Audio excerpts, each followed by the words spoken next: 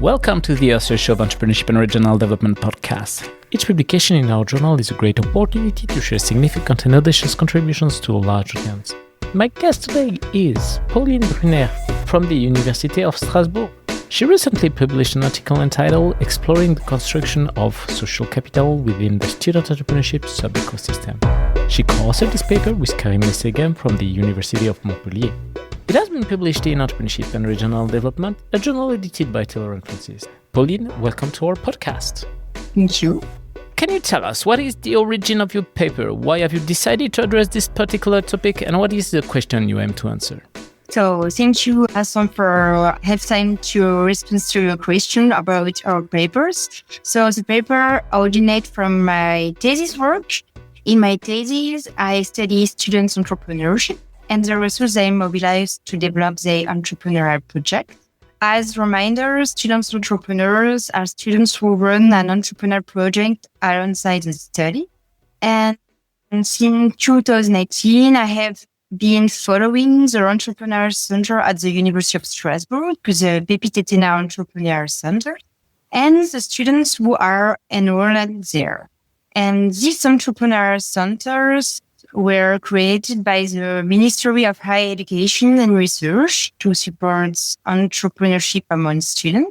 This means that all higher education students can develop an entrepreneurial project in addition to their study, regardless of their field of level of studies. And by interviewing students entrepreneurs participating in an accelerator programs delivered by the PPT Center at Strasbourg, so the program is called Starter, I realized that students entrepreneurs have specific characteristics compared to other more experienced entrepreneurs. Most of them, they often lack of resources, which I divided between financing the study and financing their project. They also had little professional and entrepreneurial experience outside the university context. And these entrepreneurs therefore have specific access to resources. They often have few resources, little time to develop the project, and little professional entrepreneurial experience, and little also professional context on which to rely to develop the entrepreneurial project.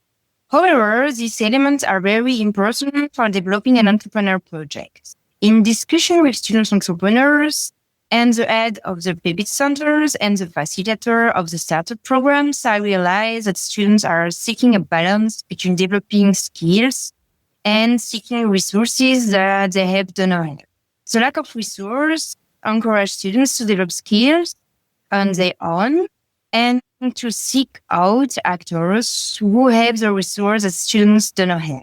That's why after we focus more on the link between students and the other actors around students' entrepreneurship.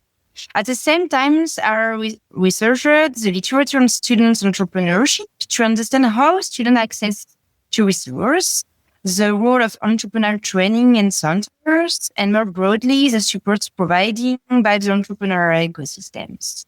And to your knowledge, research on student entrepreneurship focuses mainly on the context of entrepreneurial training programs and their effect on the development of entrepreneurial skills and entrepreneurial intent. Few studies focus on the interaction of student entrepreneurs with their ecosystem. However, if you look at study on the social capital of entrepreneurs, many emphasize the importance of social capitals. Just to remind, social capitals refer to the actual and potential value inherent in the social relationship of individuals of social entity, given access to a variety of resources. This study also emphasizes that it is the most important asset an entrepreneur can have, as it's giving them access to different resources that entrepreneurs do not necessarily have at their disposal. Professionalizing their networks is also a major challenge for student entrepreneurs and for entrepreneurs that start a new project. They must succeed in developing and building long-term professional relationships as their entrepreneurial project takes shape. This is one of the reasons why social capital is dynamic and evolves over time. Also, the importance of social capital has been highlighted in the literature on entrepreneurship. Few studies have investigated that of students entrepreneurs. However, I explained above, these are entrepreneurs with specific characteristics who often start their own entrepreneurial project. For these reasons, the professionalization of their networks is a major challenge for the success development of their entrepreneurial project.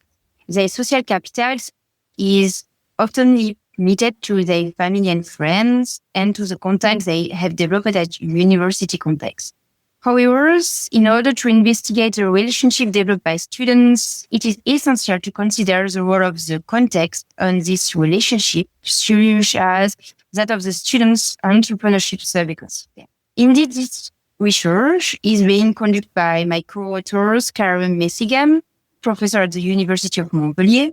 So following several discussions and given his expertise on entrepreneurial ecosystems, we felt it was essential to consider the context in which students develop their first professional relationship, and especially as it can play an important role. That's why we use the concept of entrepreneurial educational ecosystem, within which students entrepreneurs develop their professional networks, make correspond to social context. And so the entrepreneurial education ecosystem can be seen as a subsystem or even as a sub-ecosystem embodied within the entrepreneurial ecosystem. It can reflect different logic of actions among the various stakeholders, such as entrepreneur support organizations, which act as intermediary and help students develop their professional network. Thereby plays a role in the development of students' entrepreneurial social capitals. For all these reasons, the context of students' entrepreneurship, our knowledge in this field, and the existing literature on student entrepreneurship, entrepreneur social capitals, and entrepreneurial sub-ecosystem, we develop and conduct this research. What are the main contributions of your paper? So the main contribution of the paper, so we have three main theoretical contributions. First, it's provide a more nuanced understanding of the construction and evolution of students' entrepreneurial social capitals over time. Several authors have highlighted the importance of social capital in entrepreneurship, but research on students' entrepreneurship has mainly focused on the development of students' human capitals. However, other studies have emphasized that students are also part of the university entrepreneurial ecosystems. So your research contributes to a better understanding of how students entrepreneurs professionalize their networks. While previous studies have highlighted the importance of friends, family, and contact development in the university context, our research shows that this link changes over time. Students develop their professional relationship with news actors. This process marks a critical shift towards the professionalization of their networks, enabling them to access knowledge, new resources, and legitimacy.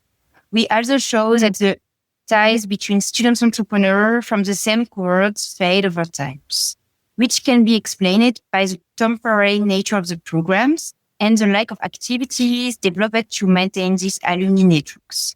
Nevertheless, it also pointed to transition toward more targeted and strategic professional relationships, illustrating the dynamic nature of network construction.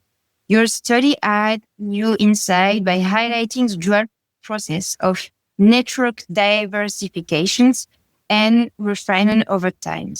We demonstrate how student entrepreneurs engage with news actors from one year to the next, thereby enriched by their professional networks while navigating challenge related to the sustainability of earlier links. These transitions aligns with the theoretical frameworks of dynamic social capitals. Our perspective not only advances your understanding of social capital dynamics, but also underscore the importance of acceleration programs in supporting the sustainability of entrepreneurial networks. Our second contributions extend previous studies that have proposed updating the notion of social capitals to the field of entrepreneurial ecosystem. The literature of entrepreneurial ecosystem has emphasized the value of using social network analysis, specifically in order to better account the interaction between actors within entrepreneurial ecosystem. For example, some authors propose a combination of the theory of complexity and a social network analysis to measure the structural characteristics of an entrepreneurial ecosystem. We pursue this work of adapting by combining a structural reading of social capitals with discourse analyzing and by using new measures of social capitals such as link usefulness. We contribute to a more objective measure of social capital based on metrics determined by social network analysis.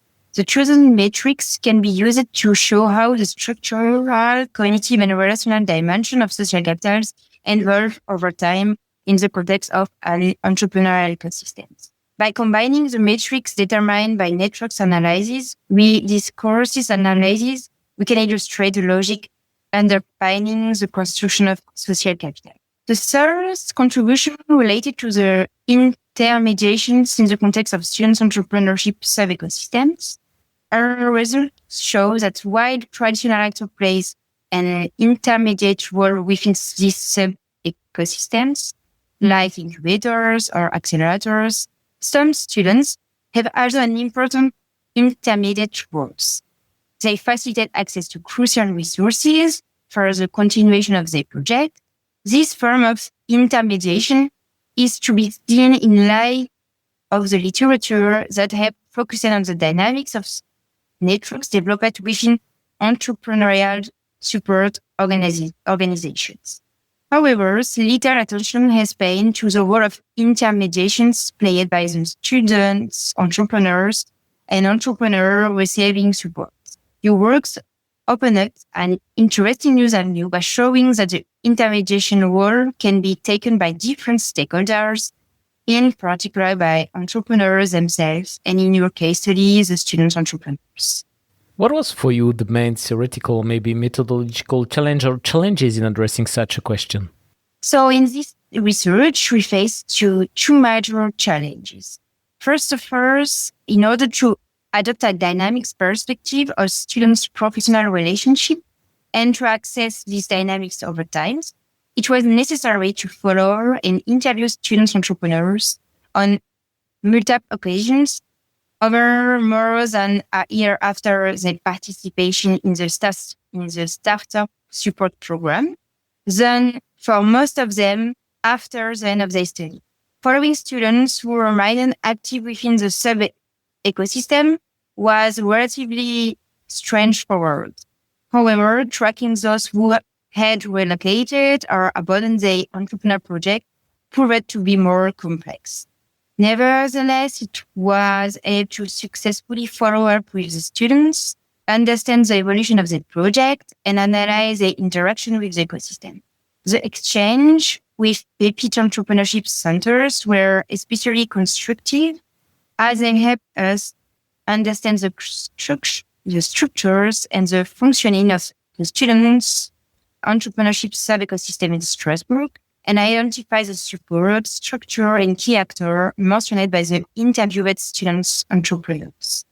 The second major challenge, one that also constituted a key contribution of our research, was to adapt the three dimensions of social capital, structural, cognitive, and relational, to the context of the students' entrepreneurship sub-ecosystem, and to propose metrics that would allow us to assess each of these dimensions.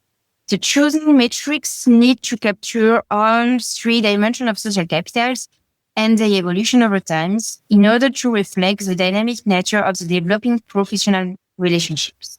Relying on discourse analysis combined with network-based principle of entrepreneurial ecosystem, such as graph density and bit-treeness centrality, enable us to meet this challenge. The reviewer recommendations, for which we are grateful, also help us to refine our approach. Ultimately, we succeeded in proposing metrics that offer a dynamic perspective on the construction of social capitals and are well suited to the students' entrepreneurship sub-ecosystem. During your research journey, what was your biggest surprise or maybe the most counterintuitive result? So the most surprising or intuitive results we found is that student entrepreneurs are key intermediary actor within the student entrepreneurship sub-ecosystem. While the literature often emphasizes supports organizations such as university entrepreneurship centers, incubator, accelerators, we observed something different. When I interviewed the students 1 year after they had completed the PEPIT programs, I realized that some of them had maintained strong connection with fellow students from the same cohort, despite having different profiles and entrepreneurial projects. In addition to this peer support within the same cohort of students entrepreneurs, these students were also committed to helping new cohorts coming in the next years. Even though the support structure did not organize any specific alumni event. These key students share information, useful contacts, feedback from their own experiences, and their knowledge to the students' entrepreneurship sub-ecosystems with other student entrepreneurs. Most of the students' entrepreneurs we interviewed also maintain important ties and relation with PEPIT entrepreneurship centers, and also after following these programs. So this highlights the importance for structure to identify such key students as they actively contribute to the construction and vitality of the sub-ecosystem. Naturally, it would be valuable to extend this research to examine whether similar dynamics can be observed in other contexts, elsewhere in France or even in other countries. Extending this research to other zones would be a way to generate comparisons, while the entrepreneurial education sub-ecosystem can be seen as a generic sub-ecosystem with shared. It may be interesting to highlight the idiosyncratic nature of each sub-ecosystem in our efforts to understand the factors that can influence relation dynamics. What are the main implications of your work for entrepreneurs, managers, policymakers, practitioners in general? Yes. So first of all, we provide a better representation of the trajectory of students' entrepreneurship sub-ecosystem. These representations can help support structures to better stimulate the relations dynamics between students and with other actors in that sub-ecosystem and be aware that relationship can decline over time. Second, by encouraging a focus on the level of the sub-ecosystem, this research may encourage those in charge of structures like the PEPIT centers to develop an ecosystem way of thinking by developing a representation of the sub-ecosystems in terms of resource, interaction, and governance. Third, the reading we propose in the metric usage can also be seen as a support tools as part of our reflexive approach. Mapping professional networks can serve to raise awareness among students entrepreneurs on the construction of their social capital. And in the future, their social competency in order to be helpful to develop more time with other actors in the entrepreneurial ecosystem, which can be helpful to develop their projects. And lastly, highlighting the intermediation roles played by certain students can help entrepreneur support organizations better valorize these entrepreneurs who brings real value added in the development of their peer social capital. Thanks a lot, Pauline, for participating to our show and presenting your paper entitled Exploring the Construction of Social Capital within the Student Entrepreneurship Sub-Ecosystem. All our podcasts are available on entrepreneurship-ead.com and on the main podcast platforms.